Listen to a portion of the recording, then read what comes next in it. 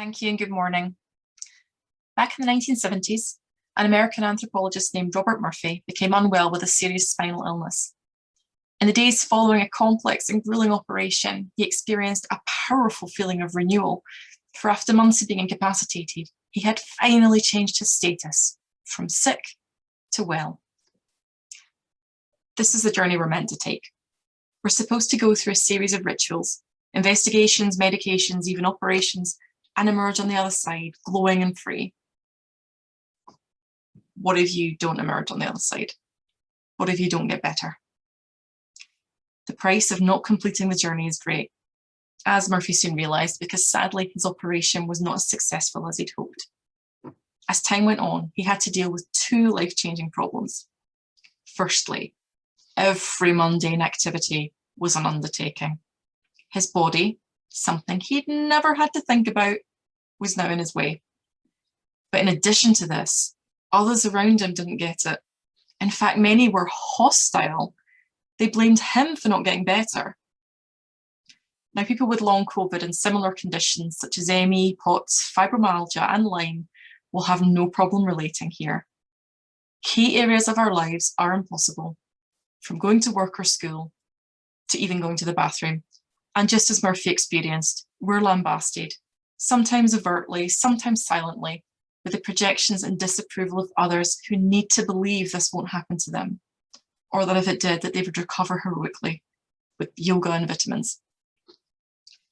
There will be multiple people in this room today who envy Murphy because despite the problems with his operation, he still got one. He got a chance at the journey. And so it's not always about people being stuck midway. Some, especially those from underrepresented groups in society, are unable to access care at all.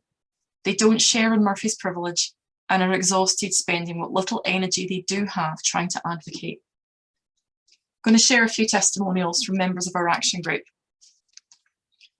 For over 12 months now, the GPs are blaming my mental health. I know it's not in my head. I look like I've been dug up, but because blood's come back normal, I'm fine. I'm not fine. My colleagues really don't understand. I've had little occupational support. They don't see the strain or what it costs me. It's shaken my view of my career to its foundations. I've had COVID, pneumonia, and a heart attack in the last 4 months. My oxygen saturations are around 90%. I have palpitations, dizziness, chest pain. I now struggle to provide care for my disabled daughter. I feel abandoned by NHS Scotland. My daughter was a happy, healthy, and humorous young girl. We caught COVID in April 2020. 15 months later, she's now 8 years old and chronically unwell. 43 symptoms and counting. She is too ill for school and hasn't seen her friends in months. Last week, our household tested positive for a second time. My daughter is unwell again. I cannot begin to describe the anxiety and heartache. Care, provided with dignity, is a human right. We also have the human right not to be tortured. And what we need is for people in power to recognise this is exactly what's happening to adults and children in Scotland. This is not just a problem, it is a crisis.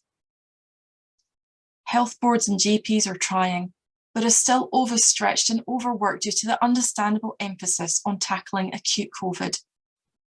The resources offered to date are not enough to have tangible benefit for 100,000 sick or the health professionals trying to support us.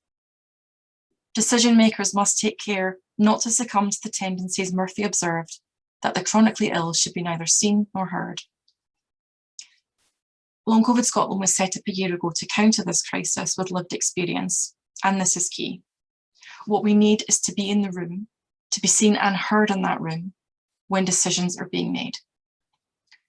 What we need is to change what's happening on the ground so a person with any chronic illness can talk to anyone in their lives, friends, family, employers and doctors, and be understood and supported.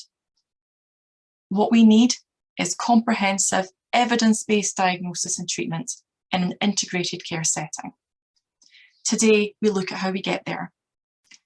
If you don't have long COVID or a similar condition, you're taking a vital step by joining these brave people with lived experience.